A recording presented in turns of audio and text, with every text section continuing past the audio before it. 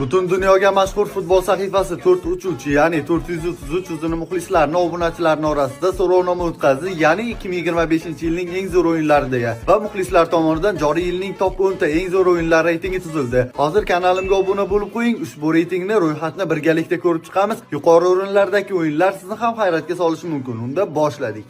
Demak, 10-o'rin Jahon chempionati saralashi Portugaliya Armaniston 9-1 Portugaliya foydasiga. 9-o'rin Yevropa Chempionlar Ligasi guruh bosqichi Juventus Borussia Dortmund 4-4. 8-o'rin Millatlar Ligasi yarim finali Ispaniya Fransiya 5-4 ispaniyaliklar foydasiga. 7-o'rin Angliya Premyer Ligasi Fulham Manchester City 4-5 manchesterliklar foydasiga. 6-o'rin Yevropa Chempionlar Ligasi guruh bosqichi Benfica Barselona 4-5 Barselona foydasiga. 5-o'rin Jahon chempionati saralashi Norvegiya Moldova 11-1 Norvegiya foydasiga. 4-o'rin El Clasico Ispaniya doirasidagi uchrashuv Barselona Real Madrid 4-3 Barselona foydasiga. 3-o'rin Yevropa Ligasi yarim final javob bahsi Manchester United Lyon 5-4 manchesterliklar foydasiga. 2-o'rin Yevropa Chempionlar Ligasi finali Paris Saint-Germain Inter 5-0 parijliklar foydasiga. Va nihoyat 1-o'rin Yevropa Chempionlar Ligasi yarim final javob bahsi Inter Barselona 4-3 milanliklar foydasiga. Xo'sh do'stlar, siz bu reytingga qanchalik qo'shilasiz? O'zingizni ro'yxatingizni kommentariyada qoldiring.